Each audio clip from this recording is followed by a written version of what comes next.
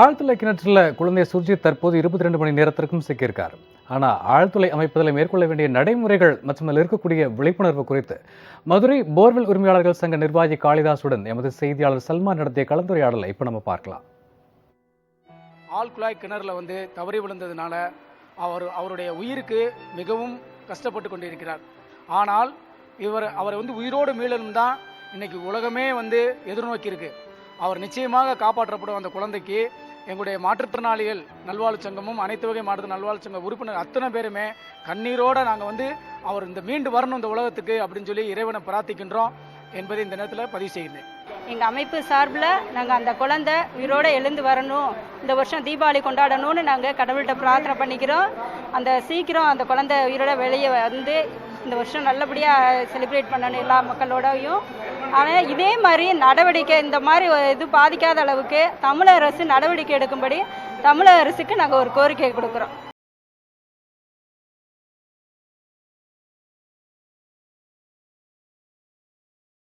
ஆழ்துளையில் சிக்கியுள்ள குழந்தை சுர்ஜித்தை மீட்கும் பணிகள் நடைபெற்று வரும் நிலையில் மதுரை மாவட்ட ஆட்சியர் அலுவலகத்தில் மாற்றுத்திறனாளிகள் மீண்டு வா சுர்ஜித் என பிரார்த்தனை செய்தனர்.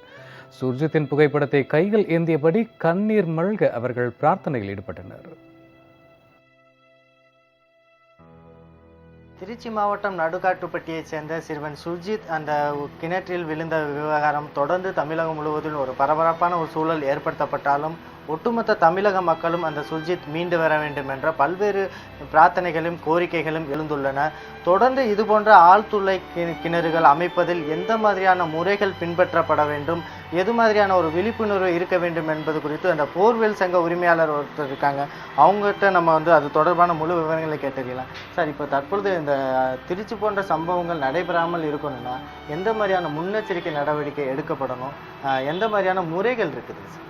அது என்னென்னு கேட்டிங்கன்னா, போர் போட்டு எல்லா இடத்துலையுமே தண்ணி வர்றதில்லை. தண்ணி வரலன்னும் போது என்ன பண்ணுறாங்கன்னா, அந்த இடத்தினுடைய உரிமையாளர்கள் அந்த போரை பைப்பெல்லாம் வைக்காமல் அப்படியே போதும் அப்படின்னு சொல்லி விட்டுறாங்க. இந்த 7 இன்ச்சு பைப் வச்சுட்டா ஓரளவுக்கு குழந்தை விழுறதுக்கு வாய்ப்பு இல்லை. ஏன்னா தரையிலேருந்து ஒரு 2 அடி உயரத்தில் இருக்கும்.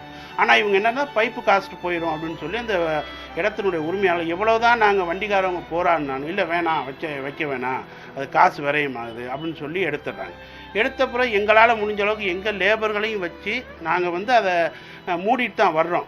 ஆனால் என்ன ஆகுதுன்னா, அந்த டைட்டாக இருக்காது, கொஞ்சம் லூஸாக இருக்கும். குழந்தைகள் போய் காலை வைக்கும்போது டபக்குன்னு உள்ளே விழுந்துருக்கு. இதுக்கு மெயினாக அந்த இடத்தினுடைய உரிமையாளர்கள் தான் அதை கரெக்டாக பராமரிக்கணும். என்னதான் அவங்க ஒரு 3 நாள் அவங்க என்ன பண்ணால் ஒரு 5000 ரூபா செலவாகுதுன்னு பார்க்காம அந்த பைப்பை ஒரு 2 அடி உயரத்துக்கு வச்சுட்டா இந்த மாதிரி விபத்துகள் 99% நடக்காது. ஆழ்துளை கிணறுகள் அமைப்பதில் அரசு பல்வேறு வழிமுறைகளை முன்னெடுத்திருந்தாலும் கூட அந்த ஆழ்துளை கிணறு அமைக்கும் உரிமையாளர்கள் தொடர்ந்து அந்த விதிமுறைகளை பின்பற்றி அந்த போர்வெல் உரிமையாளர்கள் சொல்கின்ற அந்த அறிவுறுத்தலின்படி அந்த முறையான விதிகளை பின்பற்றி நடத்தினால் இது போன்ற ஆபத்தான ஒரு விபரீதமான விஷயங்கள் இனிமேல் நடக்காது என்பதுதான் இந்த போர்வெல் உரிமையாளர்களின் ஒட்டுமொத்த ஒரு அறிவுறுத்தல் மற்றும் கோரிக்கையாக உள்ளது. ஆழ்துளை கிணற்றில் சிக்கியுள்ள குழந்தை சுர்ஜித்தின் மீட்பு பணிகள் குறித்து திருச்சியிலிருந்து இளவரசன் மீண்டும் நம்மோட நேரலையில் இணைகிறார். இளவரசன், தற்போது இந்த மீட்பு பணிகள் குறித்து விரிவாக சொல்லிட்டு இருக்கீங்க. இப்போ வானிலை நிலவரம் அங்க எப்படி இருக்கு இளவரசன்? கண்டிப்பாக சரியா. தமிழக மக்களின் அனைத்து மக்களின் கோரிக்கை இப்பொழுது இந்த சிறுவன் நல்லபடியாக மீட்கப்பட வேண்டும் என்று உள்ளது. அதே போல இயற்கையும் நமக்கு அதற்கு ஒத்துழைப்பு என்று கொடுத்து கொண்டிருக்கிறது. இன்று காலை மேலிருந்து மதியம் வரை மேகமூட்டத்துடன் இருந்த இந்த பகுதி திடீரென மதியம் சாரல் மழை ஒரு 5 நிமிடம் பெய்தது. ஆனால் அதற்கு பிறகு அந்த சாரல் மழையும் அப்படியே நின்றுவிட்டது. பிறகு மேகமூட்டத்துடன் காணப்படுகிறது தவிர இதுவரை மழை பெய்யவில்லை. இயற்கை இதற்கு ஒரு மிகப்பெரிய ஒத்துழைப்பு கொடுப்பதால் தான் இந்த 24 மணி நேர மீட்பு பணி நடைபெறுகிறது.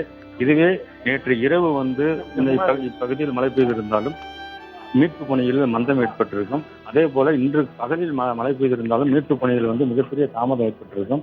இதனால் மீட்பு பணியில் குழந்தையை மீட்பது மிகப்பெரிய சிக்கலாக இருக்கும். ஏற்கனவே இந்த பகுதியில் கடந்த வாரத்தில் பெய்த மழையினால் இந்த பகுதி ஈரப்பதம் ரொம்ப அதிகமாக இருப்பதால் தான் இந்த ஆழ்துளை கிணற்று உள்வாங்கியுள்ளது. இன்னும் சொல்ல போனால் இந்த ஆழ்துளை கிணற்றில் 16 அடியில் விழுந்த சிறுவன் வந்து தற்பொழுது வந்து 80 அடிக்கு சென்றுள்ளதற்கு காரணம் வந்து கடந்த சில வாரங்கள் பெய்த மழையில் வந்து இந்த பகுதி வந்து நீர் ஊற்று வந்து 20 அடியில இருந்து இருக்கிறது. அதனால் ஒவ்வொரு மீட்பு குழுவினரும் அவர்களுடைய கருவிகளை வந்து உள்ளேறே செலுத்தும் போது அந்த ஆழ்துளை கிணற்றின் பக்கவாட்டில் உள்ள மண் துகள்கள் வந்து ஈரமாக இருப்பதால் வந்து அது கொஞ்சம் சரிவு ஏற்படுகிறது. இது குழந்தையின் வந்து தற்பொழுது வந்து இடுப்புக்கு மேல் வரை வந்து மண் வந்து விழுந்துள்ளதாக தகவல்கள் தெரிவிக்கின்றனர். இந்நிலையில் வந்து இந்த குழந்தையை மீட்பதற்காக இந்த இயற்கை வந்து இதுவரை ஒத்துழைப்பு கொடுத்திருக்கிறது.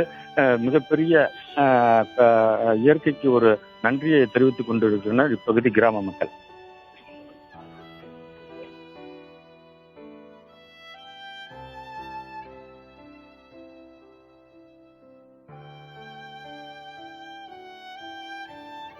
இளவரசன், தொடர்ந்து நீங்க இணைப்பிலேயே இருங்க. செய்திகளை தொடர்ந்து பார்க்கலாம் ஒரு சிறிய இடைவெளிக்கு பிறகு.